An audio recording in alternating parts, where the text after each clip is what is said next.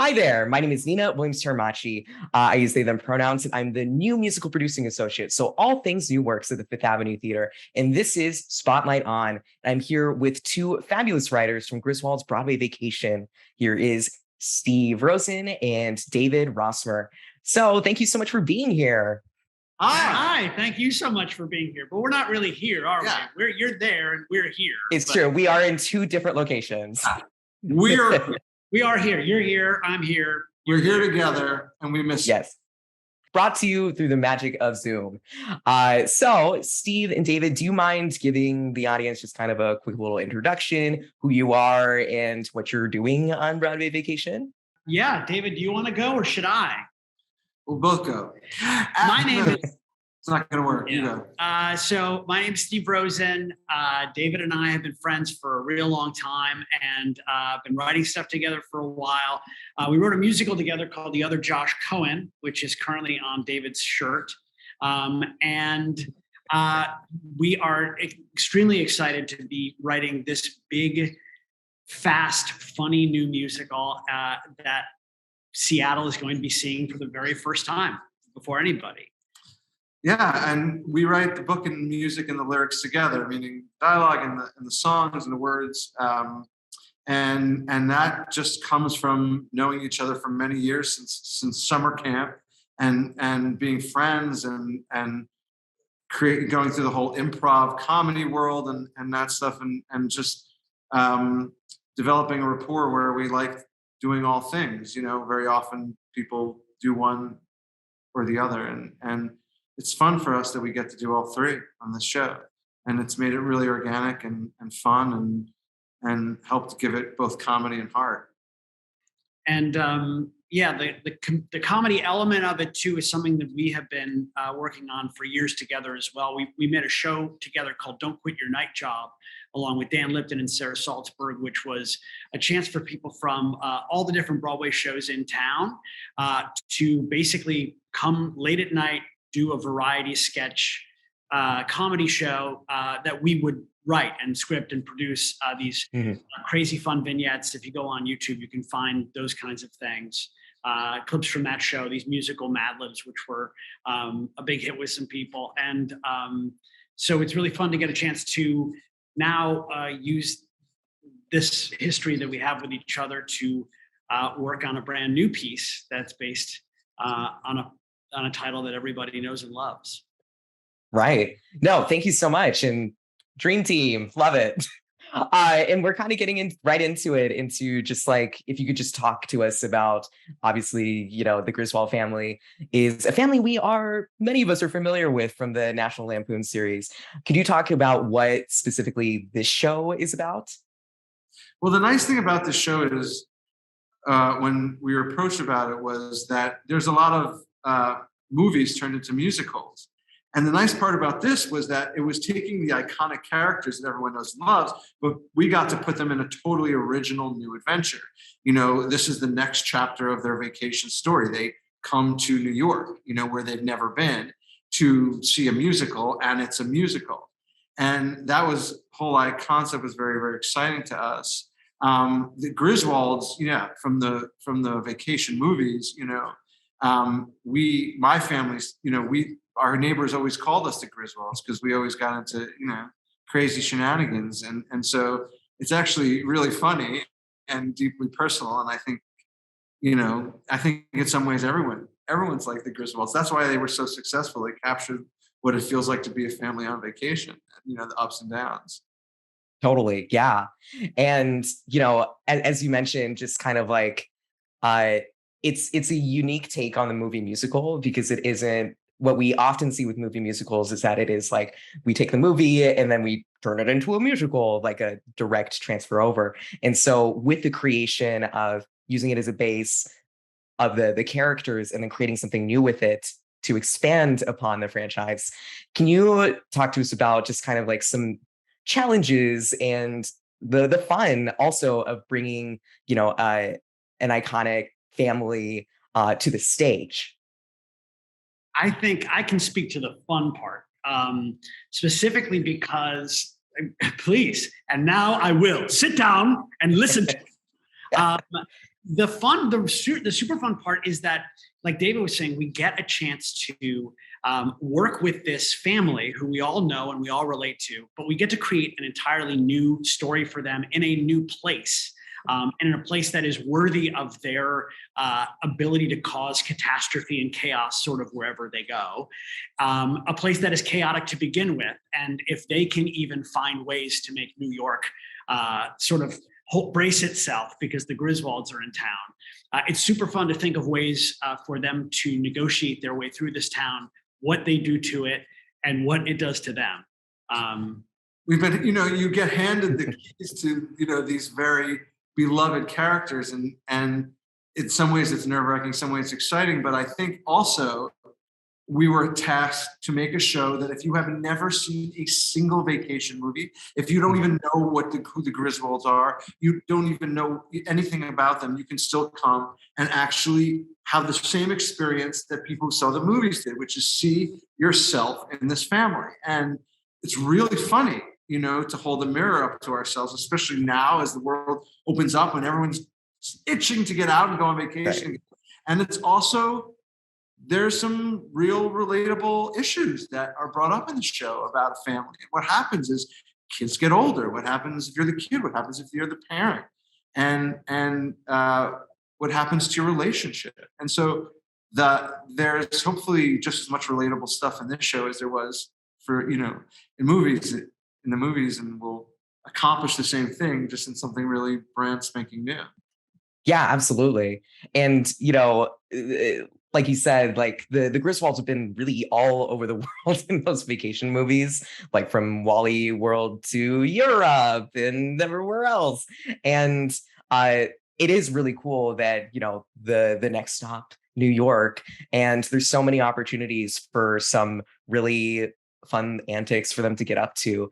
I assume also just like, because there is such a breadth of opportunity there, what was it like kind of just like narrowing it down and kind of like what is the bits here and just kind of that process? Well, it's been New York gives you a lot of fodder for amazing places and amazing things that it's known for. So one of the things that's been really fun for us to try and, as people that live in New York, I'm not from here originally. I'm from upstate New York. Right. It's what people who don't live in New York immediately relate to New York when they're here, because we wanted to be able to approach it both as natives but also as people who are not from here, because we want to be able to laugh. We want them to be able to laugh at each other and relate to both sides of that relationship. And so a lot of the stuff that we've been sort of narrowing down is sort of stuff that may be a little bit too New York or a little bit too tourist, something that can, goes squarely in a place that everyone can try and laugh at. Yeah, and it's interesting, what we've also learned is that there's a fun part of the Griswolds in that wherever they go, the movies are about those places, and sometimes they skewer those places and make fun of those places, but it's really of what happens to those places when the Griswolds get there. Do you know what Stonehenge should be worried, when the Griswolds come? And what, it's basically what happens when tourists descend on a new place. And so it's part, roast of New York, and we make fun of ourselves, like Steve's saying, we make fun of, the tourists, but also it's about, what it's like when a family of people not from a place are fish out of water in a place that they know nothing about, and is really, really different than where they live. So for folks who don't know National Lampoon, the first of the series was released in 1983. And so there's also the additional challenge about just like bringing the Griswolds into the year, 2022, bringing it into present day. So can you talk about like what it means to bring the family into today? That's a great question. It's been something that's been on our minds from the beginning of this. And in a way, we've gone off of what we remember of the Griswolds from the movie-going experience. If you go back and watch them, it's different. You're like, oh, that happened and this happened. And you're like, that is very different, at odds with today's world. However, there was something about the family then that is extremely similar, that never changes. No matter how much our toys change, no matter how much we change and the world changes, there's something about a family being together in a different place that brings out these four archetype personalities. And it was kind of fun to remember them and think of how they would deal with situations today. Not necessarily by watching the movies over and over and over again, but actually remembering how the feeling we were left from those movies. Right. And the warmth and the humor and the silliness. And then it was somehow easier to put on today's situations. Yeah, I agree. I think that it's fun to sort of let the guard down of your expectations of what the characters did in another movie and really be able to focus on the things that spoke to me about this movie in a way where it's always been one of my favorites, that original movie, because it reminded me of my family. And I think that what makes the Griswolds is, as much as they were a product of the time, felt very contemporary in the time that they're in. And the Griswolds now are just as contemporary a family. They live in the world that we all live in, but they are still a family first. They let their guard down with each other, and you take them all from their routine of everyday life and you take them to a place as crazy as this, and they're really going to be able to see each other in a new light. And that's the opportunity that comes with Vacation. And I think that's what happens in those movies too. Fear not, there will be Cousin Eddie. You also, not only are you doing the book of the show, you're also doing the music and lyrics. So could you just speak a little bit about the musical world of the show? What should we expect in terms of music? Why speak when we can sing?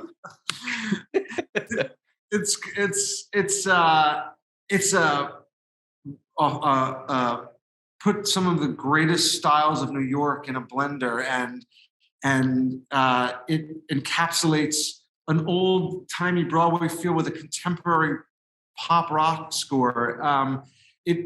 There's elements of the show that influence the style of music as well, because it's actually a show about them coming to see a show. And so there's other elements within that, and sometimes the character dictates the music. Cousin Eddie, for instance, talking about him, you can just imagine what that song is like, and Crazy Off the Wall, and sort of, I think there's going to be a surprising amount of different styles, all under the umbrella of like kind of a contemporary New York sensibility. Yeah, and because we get to do all three of these things together, we get to really let the music influence the story in a way that doesn't always get to happen when you've got different groups of people making something together.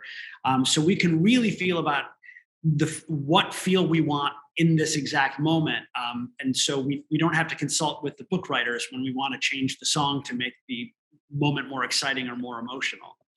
And the styles, yes, like you said, there are big Broadway numbers in this show that are very satisfying in that old school style. Yeah. But there's also that contemporary feel that makes it feel as though you're watching something new, that feels contemporary, that doesn't just live in as a product of an earlier idea of what it is. And we got a lot of like some of the best singers I've ever heard in my life performing it. The cast from top to bottom is extraordinary. And it's just a joy to watch them work. In 1 second, they're breaking your heart with like a beautiful ballad. And then second later, you're watching dancing psychics. It's pretty fun. Right. Trying to con a woman. Yeah. Yeah. The range it has, seriously. So is our final question here. Would just kind of love to hear what you're hoping audiences will take away from seeing the show. The playbill. You should always take the playbill. People work very hard on playbills. Yeah. And you leave the theater and they're all over the place. And I think that's very sad. It's National Playbill Month, and I think we need to honor the playbill a little more. I hope they take that away with them. I would like them to take whatever trash they left around their seat just to make the usher's life a little easier. Or if they want to make it feel more like New York, they can leave the trash. Oh, yeah. Leave your trash, everyone. Leave your trash, take your playbill. I think that's the message we'd like to leave Other than that, we really want to make people enjoy an evening back at the theater doing what the theater is supposed to do, and that is make you laugh and to make you cry and to give you all the feels, so that at the end of the day you walk out feeling better about the world than when you walked in. And maybe Absolutely. a tune or two. Well, you heard it here first. Laughs, tears, taking home your trash.